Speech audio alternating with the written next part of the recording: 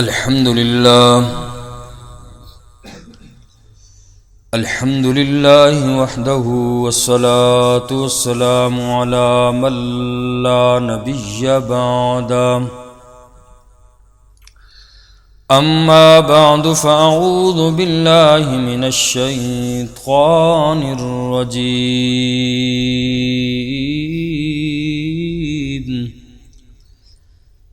بسم الله الرحمن الرحيم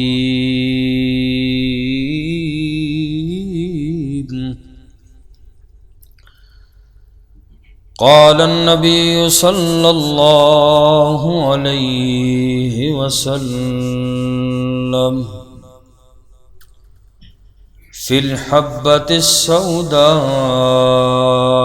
شفاء من كل داء إلا الصام. قال ابن شهاب والصام الموت أو كما قال النبي صلى الله عليه وسلم. سبحان ربك رب العزة عما يصفون وسلام على المرسلين والحمد لله رب العالمين.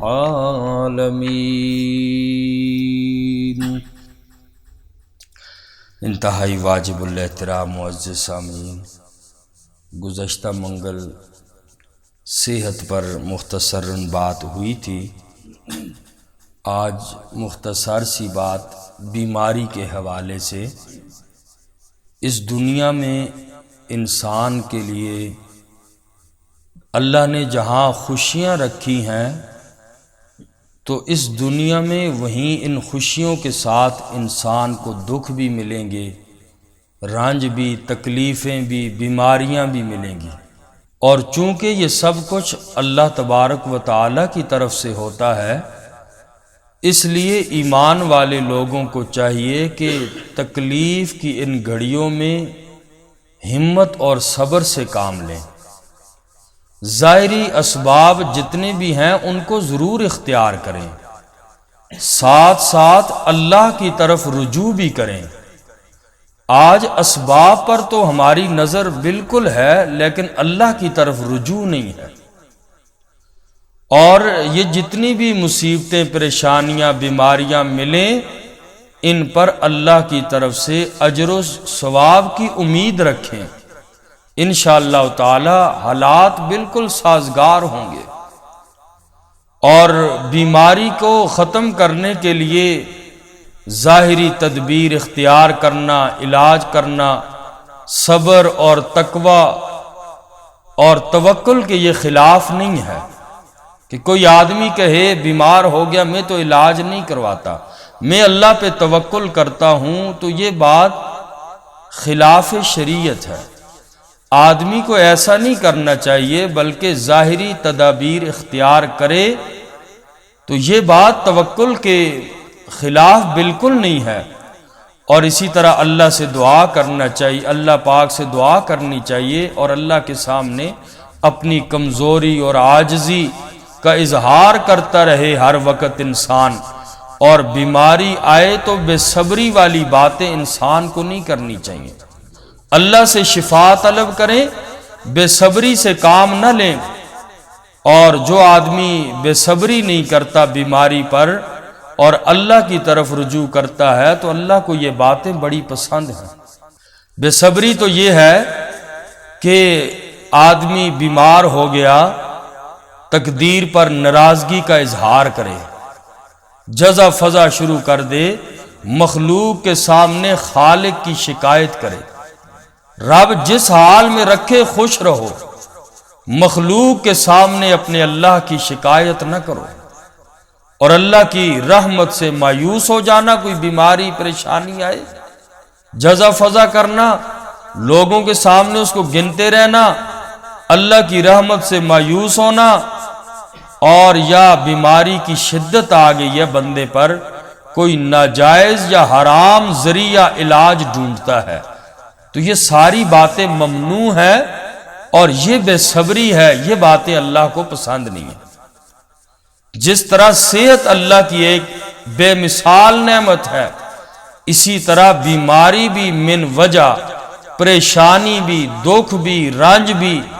یہ بھی اللہ کی طرف سے من وجہ ایک بہت بڑی نعمت ہے کہ بیماری کی وجہ سے انسان کے گناہ اللہ معاف کرتے ہیں، درجات کی بلندیاں ملتی ہیں، اور آدمی اللہ کے قریب ہوتا ہے۔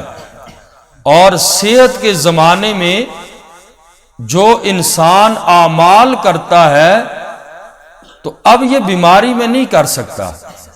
تو اب اللہ اس بیماری کی وجہ سے اس بندے کو مفت کا اجر دے دیتے ہیں۔ بیماری پہ آپ کسی صحت ملتی تھی، آپ جنازے کرتے تھے، لوگوں کی عیادتیں کرتے تھے اور کام کرتے تھے، اب بیمار ہو گئے، اب آپ ہل نہیں سکتے، اللہ نہ کرے۔ تو اب ایسی صورت میں اللہ آپ کو بیماری میں وہ سارے اجر عطا فرمائیں گے، سارے ثواب آپ کو عطا کریں گے جو آپ صحت کے دنوں میں نیکیاں کرتے تھے۔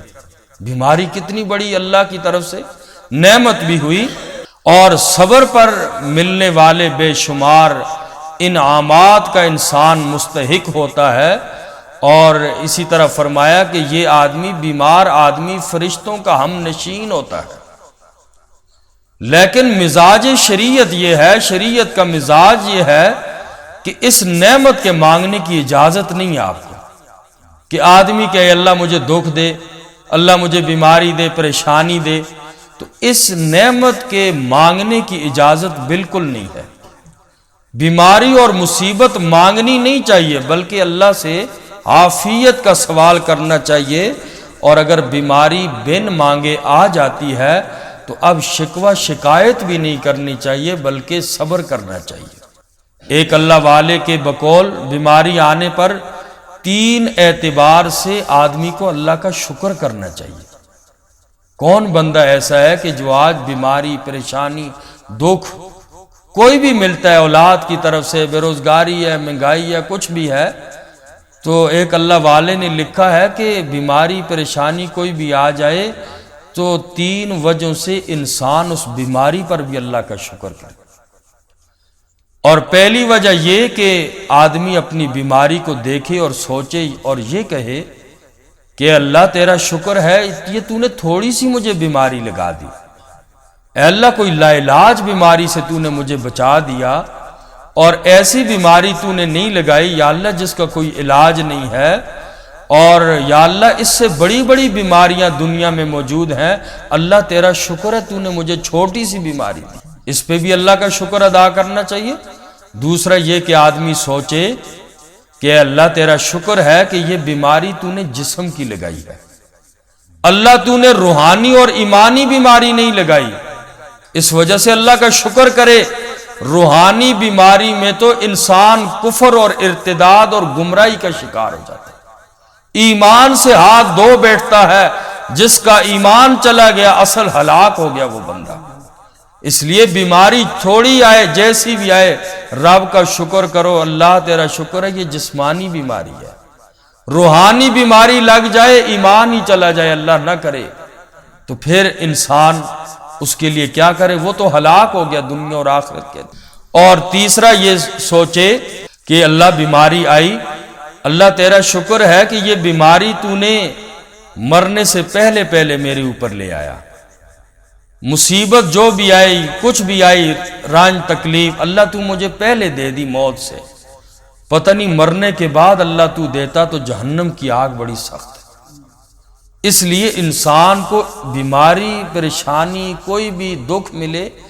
ان 3 وجہوں کو سوچنا چاہیے، اس اعتبار سے انسان اللہ کا شکر کرے کہ بڑی مصیبتوں سے اللہ نے بچا لیا۔ اور بیمار ہو جائے تو انسان کو علاج کروانا سنت ہے، یہ توکل کے منافی نہیں ہے، دوائی استعمال کرے لیکن یقین اللہ کی ذات پہ کرے کہ دوائی کچھ نہیں کر سکتی، بلکہ یہ اسباب کے درجے میں ہے، اصل حقیقت صحت دینے والے تو میرے اللہ کی ذات ہے، اس لیے بیماری آئے تو یوں اللہ کی طرف رجوع کرے۔ اور حدیث پاک میں بھی نبی کریم صلی اللہ علیہ وسلم نے کچھ بیماریوں کے علاج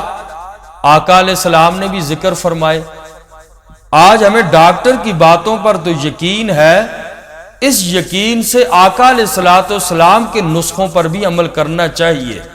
یقین ختم ہو گئے ہمارے، اور پہلے یہ کوئی میڈیکل کی دوائیاں یہ چیزیں کچھ بھی نہیں ہوا کرتی تھی، وہ پرانے ٹوٹکے ہی ہوتے تھے، ماؤں بہنوں کے، بڑی بزرگ عمر کی خواتین کے تو اللہ صحت دے دیتے تھے۔ تو آج ہمارا سارا جو یقین بن گیا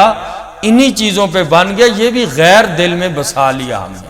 اپنے اللہ کو چھوڑ دیا۔ حضرت سیدنا انس رضی اللہ تعالی عنہ سے روایت ہے، اللہ کے نبی صلی اللہ علیہ وسلم نے ارشاد فرمایا، ان امثل ما تداویتم بالحجامہ، بخاری شریف کی روایت ہے کہ بہترین علاج جو تم کرتے ہو وہ حجامہ لگوانا ہے۔ حجامہ یہ سنت علاج ہے جس سے خون نکالا جاتا ہے، اور زائد خون نکالا جاتا ہے، اور یہ سنت جو تاریخیں ہیں حجامہ لگوانے کی، یہ 17، 19 اور 21 یہ 3 تاریخیں سنت ہیں۔ ان دنوں میں آدمی حجامہ کروائے تو اللہ تعالیٰ اس کو جس بیماری کا ہو تو انشاءاللہ صحت عطا فرمائیں گے۔ اور اسی طریقے سے آقا علیہ السلام نے ارشاد فرمایا، حضرت سیدنا ابو ہریرہ رضی اللہ تعالی عنہ فرماتے ہیں کہ میں نے آقا علیہ السلام سے سنا کہ فی الحبۃ السوداء شفاء من کل داء الا السام، فرمایا کہ سیاہ دانوں میں ہر بیماری سے شفا ہے سوائے سام کے، اور والسام الموت، سام موت کو کہتے ہیں، یعنی سیاہ دانہ، اس سے مراد الحبۃ السوداء سے کلونجی ہے۔ آقا علیہ السلام نے فرمایا کہ اس کلونجی میں ہر بیماری سے شفا ہے سوائے موت کے۔ اس لیے یہ بھی انسان اپنے سالن میں بھی استعمال کر سکتا ہے، خود بھی استعمال جیسے بھی کرے، تو اس کے اندر بھی آقا علیہ السلام نے فرمایا سوائے موت کے ہر بیماری سے شفا ہے۔ لیکن آج کل کون استعمال کرے؟ ان چیزوں کا یقین ہی ہمارے دلوں سے اٹھ گیا۔ اور آقا علیہ السلام نے ارشاد فرمایا کہ باکروا بالصدقۃ فإن البلاء لا یقطعها، کہ فرمایا صبح سویرے صدقہ نکالا کرو، کیونکہ بلائیں، مصیبتیں اس سے آگے قدم نہیں بڑھا سکتی۔ جس آدمی نے صدقہ نکالا صبح، باکروا بالصدقۃ، فرمایا صبح سویرے صدقہ نکالا کرو، چاہے جتنا بھی ہو اپنی حسب توفیق، کیونکہ مصیبتیں اور بلائیں اس سے آگے قدم نہیں اٹھا سکتی۔ صدقہ دے دیا آپ نے صبح ہوتے ہی تو آگے انشاءاللہ بلائیں اور بیماریوں اور مصیبتوں سے محفوظ رہیں گے۔ اور اسی طرح آقا علیہ السلام کی حدیث پاک ہے، الصدقۃ تمنع 70 نوعا من انواع البلاء اعونها الجذام والبرص، فرمایا کہ صدقہ 70 بلاؤں کو روکتا ہے، جن میں سے سب سے چھوٹی بلا، سب سے چھوٹی مصیبت کوڑ اور برس ہے۔ یعنی جو آدمی صدقے کے ذریعے علاج کرے تو اللہ 70 بلاؤں سے، بیماریوں سے محفوظ رکھتے ہیں اس کو، اور سب سے جو چھوٹی بلا ہے وہ کوڑ اور برس کی بیماری ہے جو آدمی صدقے سے علاج کرتا ہے۔ اب یہ ان چیزوں پہ ہمارے اوپر یقین بھی نہیں، ہم اپنے بزرگوں کی اگر تاریخ پڑھیں، ایسے بزرگ بھی دیکھے جب بیمار ہوتے، ان کے بارے میں پڑھا، کتابوں میں موجود ہے، نیک لوگ وہ کیا کرتے تھے، جب بھی بیمار ہوتے حکیم کو بلاتے یا کسی کو اور کہتے کہ اس پہ خرچہ کتنا ہے، وہ خرچہ بتاتے کہ اس کے علاج کرنے میں اتنا خرچہ ہے، وہ حکیم سے نہیں کرواتے تھے بلکہ اتنے پیسے صدقہ اللہ کے راستے میں کر دیتے۔ لیکن یہ ایمان کی باتیں ہیں، جس آدمی کو اس درجے کا ایمان بھی اللہ ہم سب کو نصیب فرمائے۔ یہ وہ باتیں ہیں، سارے ڈاکٹروں کے ڈاکٹر آقا علیہ السلام، طب میں بھی قرآن کریم اور ہر اعتبار سے آقا علیہ السلام نے جو فرمائے، ہمیں ان چیزوں پہ یقین ہے لیکن ان چیزوں کا یقین نہیں آتا، اس لیے کہ ایمان کمزور ہے ہمارا۔ اور آج اس طرح کی باتیں کرو تو پاگل سمجھتے ہیں لوگ، کہتے ہیں۔ تو اس لیے آقا علیہ السلام کے یہ جتنے بھی، اس کے علاوہ اور بھی طب نبوی ہے آقا علیہ السلام سے ثابت ہیں، ان چیزوں میں خیر بھی ہے اور سنت سمجھ کے کیا جائے اجر بھی ہے۔ اور اسی طرح آقا علیہ السلام نے فرمایا، سنن ابی داؤد شریف کی روایت ہے، کان النبی صلی اللہ علیہ وسلم اذا حزبہ امر صلی، فرمایا کہ حضرت حذیفہ فرماتے ہیں رضی اللہ تعالی عنہ کہ اللہ کے نبی صلی اللہ علیہ وسلم کو جب بھی کوئی مشکل واقعہ پیش آتا، جب بھی کوئی بھی ایسا امر پیش آتا جو مشکل ہوتا تو صلی، آقا فوراً نماز کی طرف متوجہ ہوتے تھے۔ تو ضرورت کے پیش آنے پر، بیماری اور مصیبت پر 2 رکعت نماز صلاۃ الحاجت پڑھنا یہ بھی مسنون ہے، اور یہ بھی ایک علاج ہے مشکلات آنے پر ان کو یوں رفع کیا جائے، یوں ختم کی جائے۔ اور اسی طرح نبی کریم صلی اللہ علیہ وسلم کی حدیث پاک ہے، حضرت عثمان بن ابی العاص رضی اللہ تعالی عنہ سے روایت ہے، وہ فرماتے ہیں کہ انہوں نے رسول اللہ صلی اللہ علیہ وسلم کو بتایا کہ جب سے وہ مسلمان ہوئے ہیں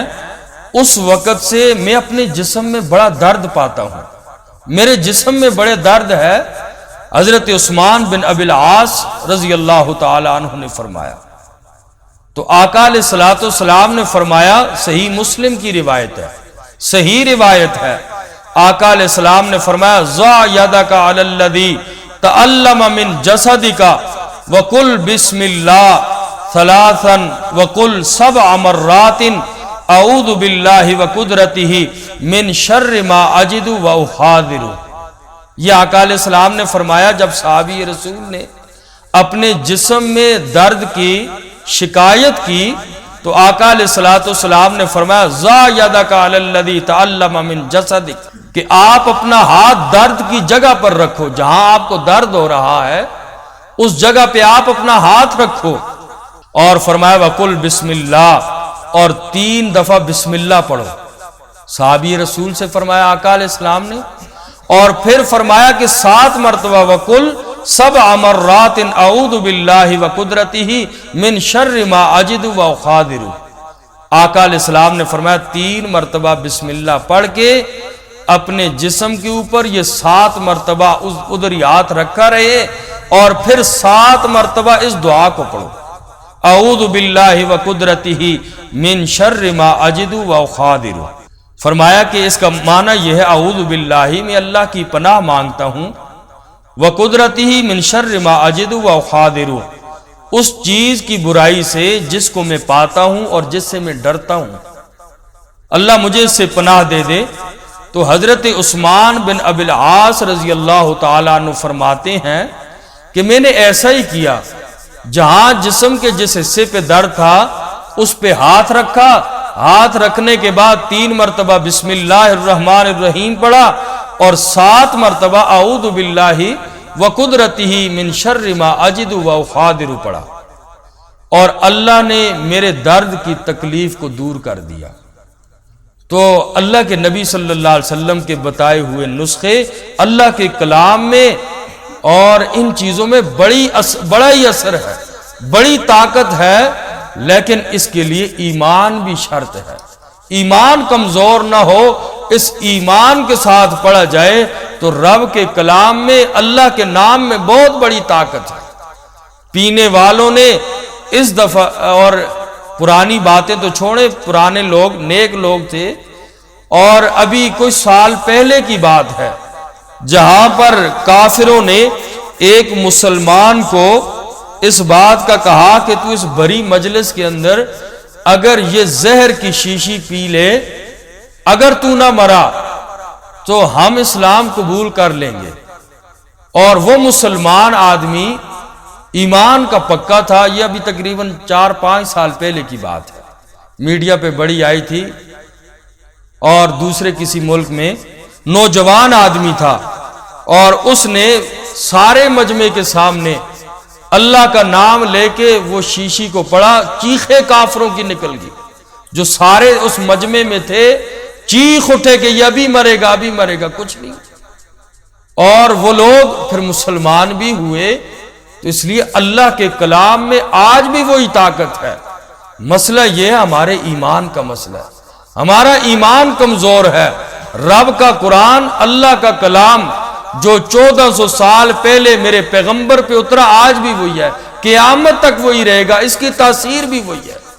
ہمارے ایمانوں کی کمزوریاں ہیں، اور صحابی رسول صلی اللہ علیہ وسلم، اللہ کے نبی کے صحابہ، مشکل امر پیش آتا آقا نے جو سکھایا وہی کرتے تھے۔ کوئی نماز پڑھ کے اپنی بیماریاں، کوئی صدقہ دے کر اپنی بیماریوں کو ختم کرواتے تھے۔ جو آقا علیہ السلام نے دعا فرما دی، اعوذ باللہ و قدرتی من شر ما اجد و قادر، اور یہ دم پڑھ کے دوسروں کو بھی کہیں ان چیزوں کا 3 مرتبہ بسم اللہ پڑھ کے اور 7 مرتبہ اس دعا کو پڑھ کے وہاں پھونکیں، اور اللہ تعالیٰ شفا دینے والے۔ جتنا ایمان مضبوط ہوگا اتنا ان چیزوں کے اندر تاثیر آتی۔ تو یہ طریقہ علاج بھی ہے روحانی، اور اسی طریقے سے ایک اور آقا علیہ الصلوۃ والسلام نے فرمایا کہ دوسرے کے لیے دعا کرنا، غائب کے لیے دعا کرنا۔ حضرت ام درداء رضی اللہ تعالی عنہا فرماتی ہیں کہ میرے خاوند نے مجھ سے یہ بیان کیا کہ انہوں نے اللہ کے نبی صلی اللہ علیہ وسلم کو یہ فرماتے ہوئے سنا، من دعا لأخیہ بدار الغیب قال الملک المؤکل بہ آمین ولک بمثلی، رواہ مسلم۔ فرمایا کہ آقا علیہ الصلوۃ والسلام نے فرمایا کہ جس آدمی نے اپنے بھائی کے لیے غائبانہ دعا کی، وہ نہیں موجود تھا، اس کے غائبانہ غیب ہوتے ہوئے یعنی دعا کی، اس کے پیچھے دعا کی، تو جو فرشتہ اس کے ساتھ مقرر ہے وہ اس کی دعا پر آمین کہتا ہے۔ جیسے آج کوئی بندے غیر حاضر ہیں، ہم ان کے حق میں دعا کرتے ہیں، یہ غیب کی دعا ہے، تو جو ہمارے ساتھ فرشتے ہیں وہ اس دعا پر آمین کہتے ہیں۔ جب غیب کے لیے دعا کی جاتی ہے تو جو فرشتے اللہ نے مقرر کیے ہیں وہ آمین اس دعا پر کہتے ہیں، اور پھر یہ کہتے ہیں کہ تمہیں بھی جو تو نے دوسرے کے لیے دعا کی، صحت کے لیے دعا کی، کسی طریقے بھی آپ نے کسی دوسرے کے لیے دعا کی، مشکلیں آسان کرنے کے لیے اپنے دوسرے کسی بھائی کے لیے دعا کی، وہ فرشتہ پھر آگے سے یہی دعا کرتا ہے، وَلَكَ بِمِثْلِ، جو تو نے اس کے لیے دعا کی ہے اللہ تجھے بھی اسی طرح عطا کرے، جو اس کے لیے کیے اللہ تیرے حق میں بھی اس دعا کو قبول کرے۔ اس لیے یہ جو آقا علیہ الصلوۃ والسلام نے ارشاد فرمائے ہیں کہ آدمی کو دوسرے کے لیے بھی دعائیں کرنی چاہیے، باقی صدقے سے، صلاۃ الحاجت سے بھی، ایمان مضبوطی کے ساتھ آدمی کا ایمان بھی مضبوط ہو، ان چیزوں پر بھی مشکلات میں آدمی ان کاموں کو بھی کر کے دیکھے، جہاں دنیا کے ظاہری اسباب پہ کرتا ہے، روحانیت کی طرف بھی انسان آئے۔ آج ہم سے روحانیت بالکل ختم ہو چکی ہے، ہماری ساری نظر آخری حد یہی ہوتی ہے، اسباب ڈھونڈو، کہیں پھنس گئے ڈی سی اور اے سی اور فلاں فلاں سے دیکھو جی رابطے کرو یا پیسے کا بندوبست کرو، رب کی طرف رجوع نہیں ہوتا ہے۔ وہ اسی لیے ایمان کمزور ہے، دنیا کے اسباب پہ اتنی نظر بن چکی ہے، نہیں جی اس کے علاوہ ہوتا ہی کچھ نہیں۔ ہونے والوں کے اس دور میں بھی ہوئے جن کو کوئی بندہ نہیں جانتا تھا، رب نے ایسے راستے بنائے، وہ لوگ روتے ہیں کہ میں کہاں تھا اتنی مشکلات میں، رب نے ایسے مجھے نکالا جیسے کہ مکھن سے بال نکل جاتا ہے، ایسے مجھے پتہ ہی نہیں چلا۔ تو یہ ساری طاقت روحانیت کی طاقت ہوتی ہے۔ اس لیے اپنے وظائف بھی اللہ کا ذکر کریں، ان چیزوں سے انسان کے اندر تقویٰ آتا ہے، اور تقویٰ آ گیا بس یہی سمجھو کہ آپ کو سب کچھ مل گیا۔ اللہ ہم سب کو عمل کی توفیق نصیب فرمائے۔ ربنا تقبل منا انک انت السمیع العلیم وتب علینا انک انت التواب الرحیم برحمتک۔